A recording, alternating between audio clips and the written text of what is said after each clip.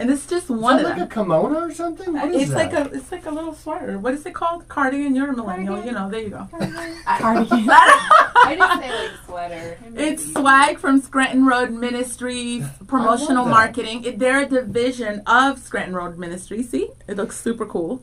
They provide promotional products for your church, business, organization. They have mugs, coasters, super cool swag and sweaters. Did you get one of those? No, I need some swag. Exactly. I have nothing. Nothing. You got to be Brian or Janelle. No, if you were a millennial, this is how we know Janelle is not a millennial. Yeah. If she was, there would be 7,000 pictures in that Oh, yeah, thing. exactly. On Instagram, Facebook, Twitter. What am I missing? Selfies. That's right. Selfies. Since I'm not a millennial, you'll probably see pictures of Raina because she takes my stuff. My daughter, my 8-year-old daughter, my clothes disappear already. It's happening. Where's my lipstick, Raina? So she'll probably take my swag. I'm just saying, Scranton, I'm right on the cusp, so send me some stuff. I'll take the selfies. Hey, Yeah. They need promotion is what they need, right? You got a really awesome son. I love him. He's super fun. Did you tell him you're a YouTube star?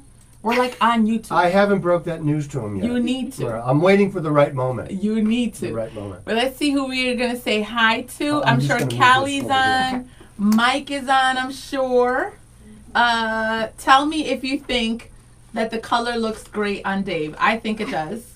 Definitely. Awesome. Hi, Sandy, Mike, Eva, Adrian. Good morning. Adrian says, nice shirt, Dave. See, I told you. He looks super Pretty handsome. casual, though. Tara, Casual. hi, Tara.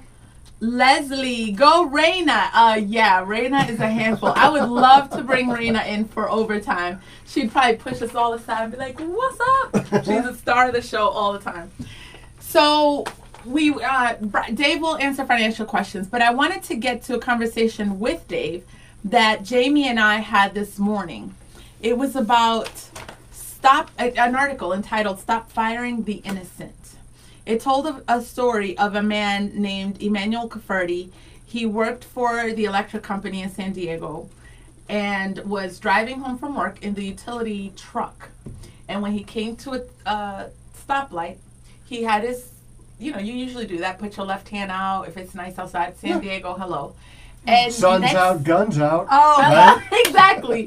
A car comes up next to him and the guy flips him off. And starts, that already Just gets like that. people going. Exactly. Then as they move to the next stop sign, the guy goes like this. Does that look funny to you? It looks like okay. Exactly. Right? Everywhere I'm from DR and we'll go like this. That's okay, right? Now in Or Brazil, if you look can't at do it, that. I can punch you.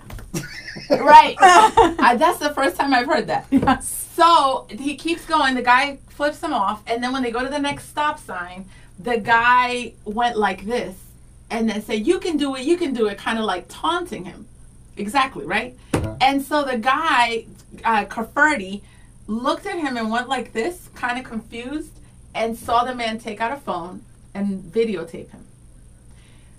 Continue to be confused, just like I'm sure you are. He gets home, 2 hours later, gets a call from his supervisor, telling him that there was a video posted on Twitter of him showing an alt-right sign.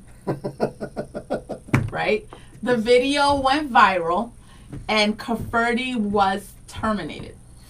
Now you're wondering, okay, Cafferty has to be white. His father is Irish and Mexican and his mom is a Latino. So in his defense, he's like, that's the okay sign, number one. Like, what are you talking about? White power. And then he was like, I'm mostly Latino. Like, Yeah. they didn't soften anything, terminated him. It turns out that this sign is a P and a W. Oh, like that.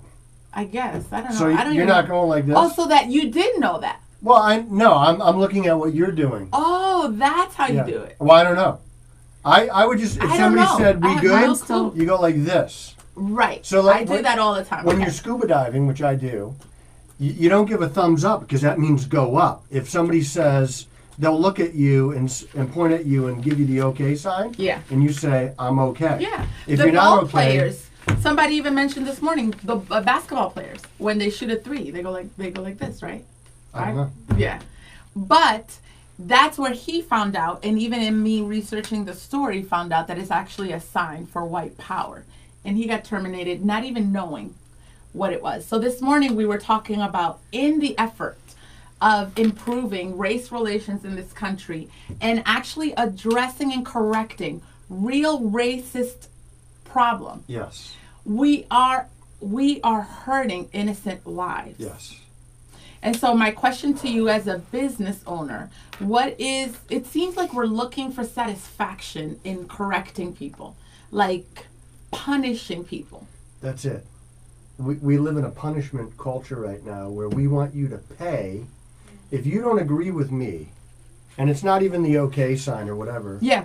It's if you think differently than me, then I need to find a way to punish you. And whether it's the okay sign, or I think of, there was a story about President Trump's motorcade was driving in Virginia, and there's a female cyclist, and there's a picture of her flipping off the motorcade. She got fired for doing that. And I think, well, I mean, is there a better way to express your opinion about the president? Well, there Yes. probably is, right? There's Should probably, she have lost her job? If No. you're her boss and No. you see that. absolutely not. That's And- not a way to conduct yourself. And I don't in agree public. with her with what she did. And I understand that we live in a very emotionally charged time. And people want to express themselves, whether you're on social media or whatever it is. I just have to tell you what my opinion is. Whether you want it or not, you're going to get it. And so this lady, I think what I would have done if I were her boss, just say, does that represent us? Is that how you want to be represented? Is that how, when somebody flips me off, the first thing I think is that all you got? Can you not be creative Hello, when you're trying exactly. to diss me a little bit? I mean, come on. We've had centuries of that. Just up your game. Yeah. And I think that the cancel culture that we live in is so dangerous because what it does is it stifles real opinion.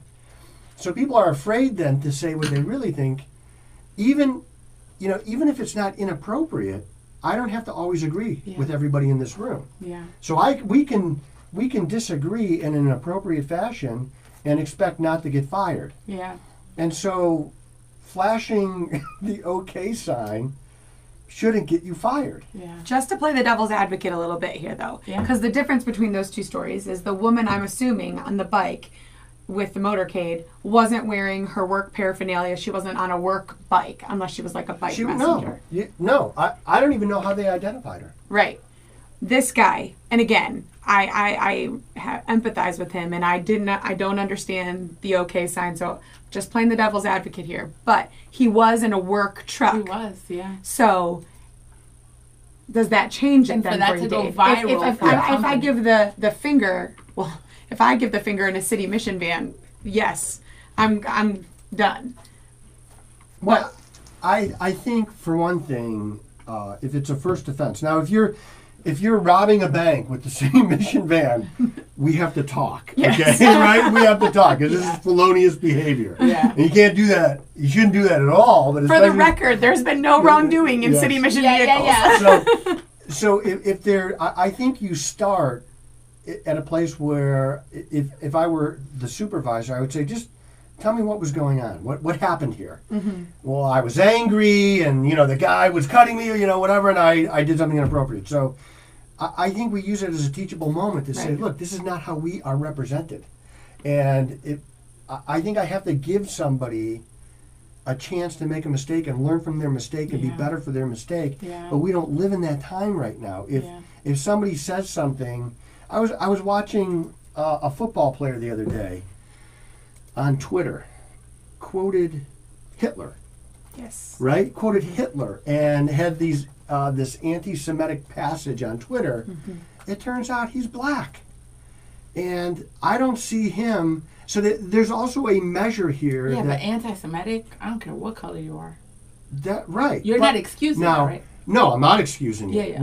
What I think is that if that had happened would the response have been the same to a white player I see what right you're now? saying. And I think there's a heightened sense of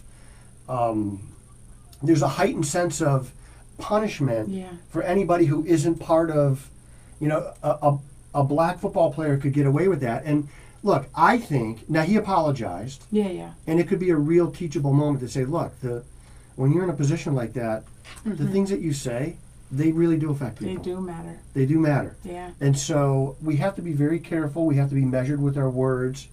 And I think we should allow people to learn from their mistakes because we all make mistakes. So Dave says a lot of people to learn from your mistakes in the context of race conversations that's going on here in our country. I'm going to share a story that you're going to love. And my question to you is, when is an apology not enough? Right? I've brought up the hashtag #MeToo movement. There are times where an apology is not enough. And we want to tell people, okay, learn from your mistakes, but based on either history or whatever is going, the dynamic, when is it time to say, you can be forgiven, but it's not like, okay, well, keep your job and you'll just take a class. But before you go there, I want to say a few things. First, we're going to celebrate with Sandy. She's saying, rejoice with me that our new grandbaby girl joined us safe and sound yesterday. Yay! In Canton. That is so awesome. Congratulations, Sandy. I'm looking at your Facebook page right now, looking for pictures, but I don't see any. So cool. I love your profile picture with your, it looks like your spouse or partner. Congratulations on your new baby girl. And hello to Meredith. She says, oh my goodness, I've missed you guys. We missed you. Meredith, thank you for coming. And hello to 12 people on YouTube. Subscribe below. Subscribe. I got kids, so I know what to do. Watch. Subscribe and share YouTube. What's up? Is that how we Drop a yo in at the end. Yo. If you're on YouTube, join the discussion. You can leave your comments and we'll engage with you. When is an apology not enough?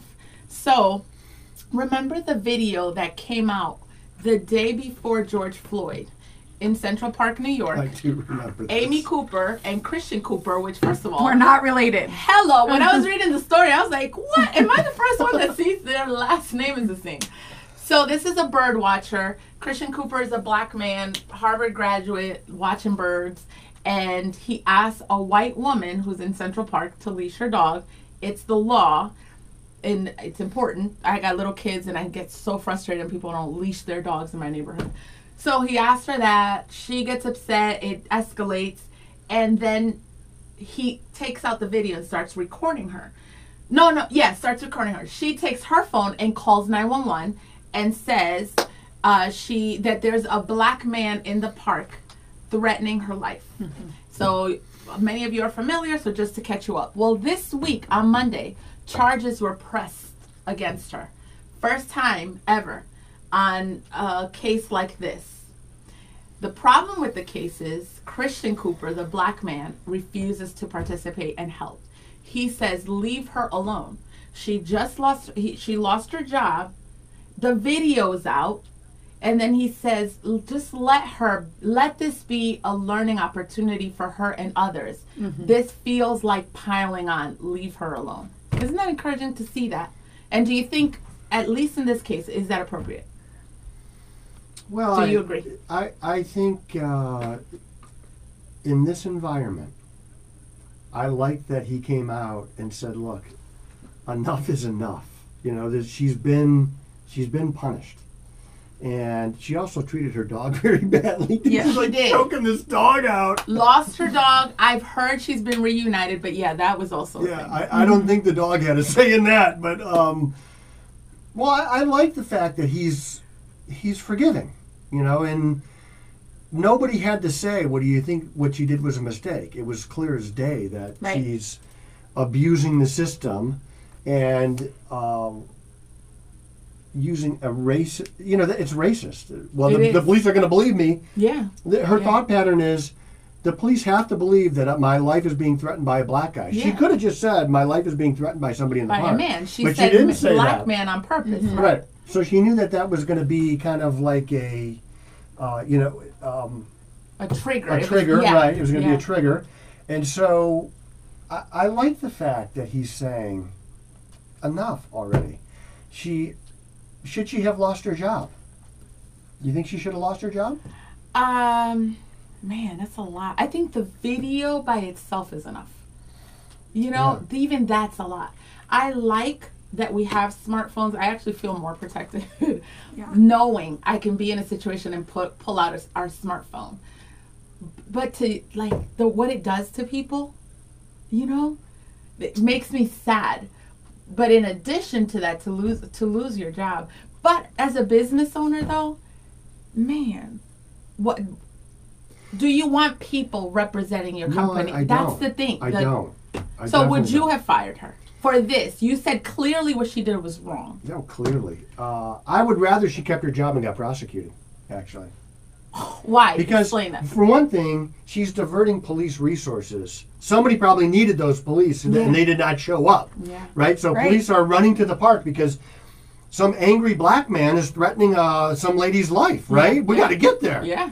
And who knows what they're passing up to get there. Yeah. So I think, again, as an employer, if it's a first offense, if it's something that hasn't happened before, I think I want to talk to them about it and say, what's going on? Why? What? You know, and so I want to find out. I want to get more to the heart of the matter. And if we could learn from it, learn from it.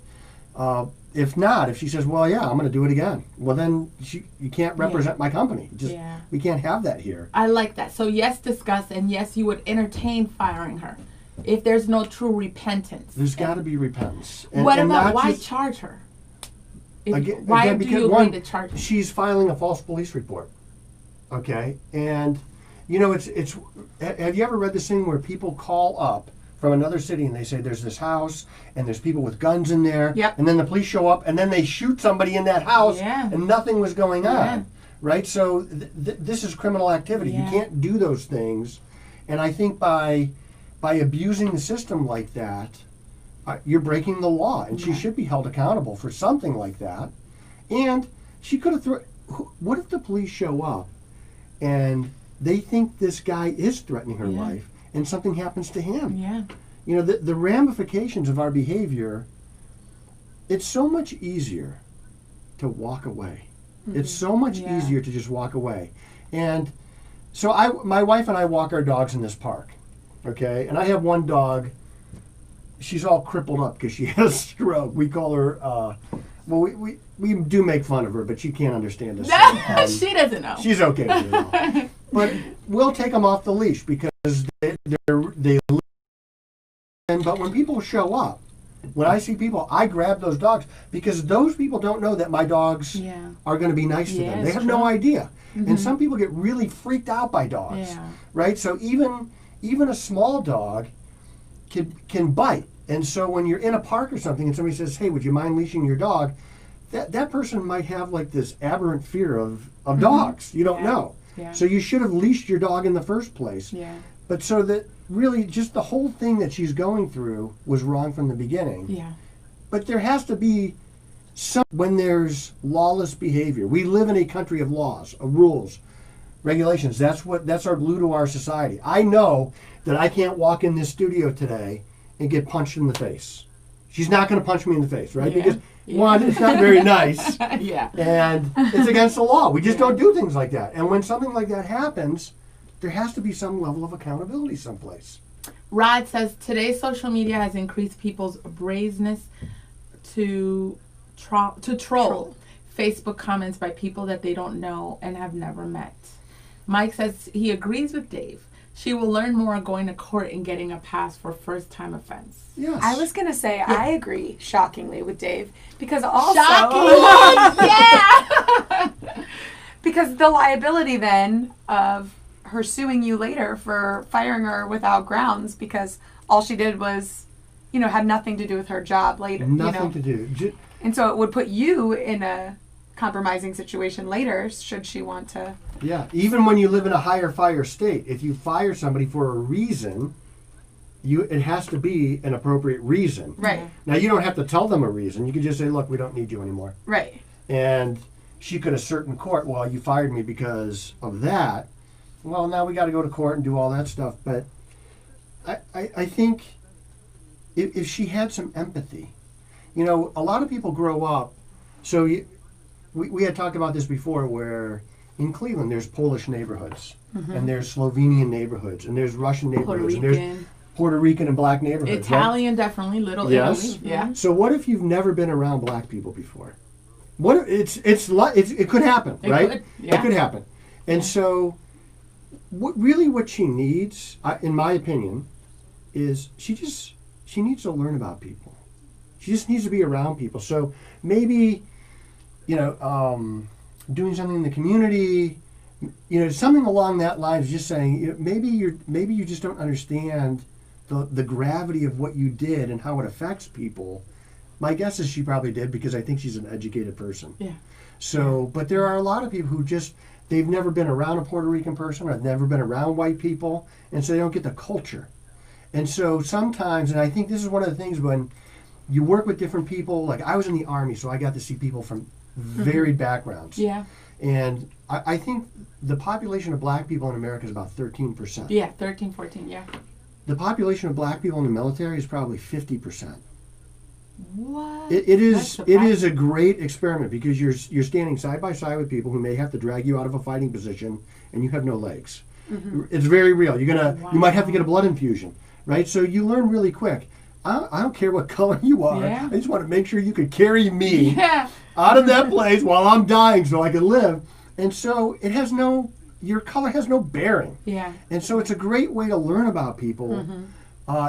And maybe she didn't know that. Yeah, but the problem with that, though, it's that thing we say in the law. Ignorance is no excuse. Ignorance is no excuse. Number one. That's right. Number two, as a person of color and a person that has 4 black boys, in addition to my little girls, but still, I can't live in a society where we have the attitude of, well, some people don't know and haven't lived around. Because of what you said, that man's life could have been put in danger. Right. That's right. So, what do you do? I want to give grace, but there are some things that we got to say there's no tolerance. Well, there are things that there are no tolerance for, and I think whether or not you've lived around people, you got to figure it out. It's true. That is true. But the way that God could use this crisis in her life, right? So every time I've been through something that is really difficult to go through, the first thing I always say is, Lord, couldn't you have done this to my neighbor? I mean, really, what? And so you're going through something that's very, very difficult, and at the end you realize, oh, okay, that's why this happened. Yeah. And so to be able to, for her, she could now be, if she's willing, right? God uses the willing. Yeah. So she's got to be willing. But God could use her to really bridge a lot of that divide that exists, whether it's on purpose or on accident in our country. There's definitely a divide. Yeah. And I think when the word systemic racism is problematic for me, because I don't really know what that means, right? But I know when I see a racist activity. Yeah, I see. And so I'd rather deal with those things in particular, because unfortunately there's always going to be people who hate me, and there's always going to be people who hate for whatever reason. Yeah, it's true. We all have biases. Right.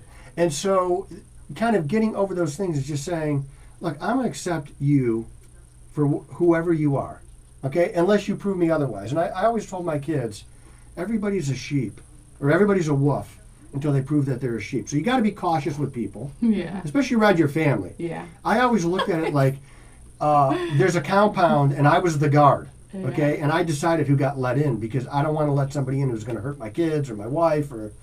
But once they prove themselves, because of their character, that's what I care about. I don't care if you're black, I don't care if you're white, I don't care if you're yellow, whatever. But we have to bridge that divide, and that's, and maybe God is going to use her or use that situation to bridge that divide, to say, look, this is what we're dealing with. This is what people have to put up with. Yeah. Bruce says, I did not hear the whole story, but if she has a job that's going to affect someone's life negatively and hurt them, she probably should be fired. That is true. People in management, I mean, when you have these kind of biases, that's a concern. I hate to say it, but, okay. But it is true. It's something we need to consider. I was going to tell you this. Vicky says, when our workplace wants us to keep our home life from interfering with our work life, why is it all right for our work to judge our home life? Where do you draw the line? You're a business owner. When does it end? When does the workplace end? And when is it, if a story comes to you about me, when can you say, okay, that's her and her business? That's her life. Yeah, I think if it's not felonious behavior or law breaking or lawlessness or encouraging lawlessness, I think we have to allow for people to express themselves. That's what this country is about. So when we see protesters, I think, protest. I love protesting. Our country is that's quintessentially American. Yeah. To protest something you don't like, to try and change something within the bounds of the law, I love it. Yeah. If I see one of my employees ripping down a statue or spray painting something, I have to say that's lawless behavior. Yes. And we don't put up with that. So what about moral? With what's going on now, when does it concern you as a manager or supervisor? What people do in their private life? So in most businesses, every person that's involved in that business has to sign what we would call a moral turpitude clause, where if you're doing something patently amoral, you can't work here. That's not who we are. It's not what we represent. In fact, in the military, if you are unfaithful to your spouse, you will lose rank. You could go to jail for infidelity in the military. What? Yes, because not only is it wrong, but it also puts you at risk of blackmail. And so, have you ever heard the term honeypot? No. So a lot of foreign governments will, there's some older military guy who's as ugly as the day is long, right? They're just hideous looking. And somehow, all of a sudden, this pretty young Russian girl is taking a shine to him. What? Wow. Well, it must be my personality, obviously, because not my good looks. And they blackmail the person. And so that's another reason why infidelity is bad, because it puts you at risk. It puts everybody at risk. Yeah. And so you could go to jail for that in the military. So there's moral turpitude clauses that we all subscribe to, where if you're breaking them, you might have to leave my company. If you have financial questions, we got a couple minutes. You can ask them now. Mike says realtors have higher set of rules as well. Have you heard that? To keep their membership in terms of the way they carry their life. Wait a minute, realtors have rules? This is all news to me. Realtors? Yeah, I didn't know. I didn't know that. I'm forgetting my pride. I thought it was like the Wild West there. Okay. The conversation will continue. Patricia says when the name of her workplace was published, they felt the need to take a proactive stance so their business would not be negatively perceived. But in our conversation this morning, that's what the article on The Atlantic was saying. Sometimes it's looking like companies are more concerned about their perception than about the real movement of real racist events, like the example of that man that got fired. So it's not, let's find out, is this really racist? Let's really address you, like you said, train you. It's more, we don't want to be involved with that. We don't want to be looked at. Yeah, we don't want to have anything to do with it. I'm sorry, but you got to go. Gosh. And so now, the only reason her workplace was published was to try and get her fired. Yeah. That's the only reason. Yeah. And there's a very famous author who is writing against the cancel culture right now. Mm-hmm. And there's several people that have kind of penned this letter. Yeah. And they are taking a lot of flack from the cancel culture because nobody is going to be satisfied until your life is totally destroyed. Yeah. And that's not who we are. That is not an American value. And Definitely not a Christian value. That's I mean, right. as believers, That's right. we're not canceled. No, but I don't want to ruin you. Yeah. I want to help you see what you did and then walk alongside you, because whenever I've overcome an issue, it's crazy how God will put somebody in my life that might be dealing with the same thing. And I could say, hey, look, I can speak to this because I walked through it. And that's how God uses believers. God will allow trial and tribulation into our life to refine us like gold in a fire, right? Yeah. So we're constantly being refined. And then God is sending you out to say, now go find somebody. Actually, you're not going to have to find somebody. I'm going to put somebody right in your path who is dealing with the exact same thing. And you're going to be able to walk them through just like you got walked through. That's how God uses us. That is how God uses us. And before we close, I wanted you to share even your thoughts on the personal side of this. We can't help what companies are doing. We can't help what the movement's doing. But we have a personal relationship with the Lord, and it's our job to walk this out personally. Absolutely. We all have bias. And I did a lot of studying last night to be ready for all of this today. But we all, as humans, we like patterns, we like shortcuts, and our brain is a shortcut. That's how biases happen. Yeah. And so we all have this. I believe it doesn't turn to sin until we put that into action. So yes, we want to peel back, like we said earlier, the onion of our biases and say, oh, I didn't know that was in there. That's ugly. Yeah. And bring it to light.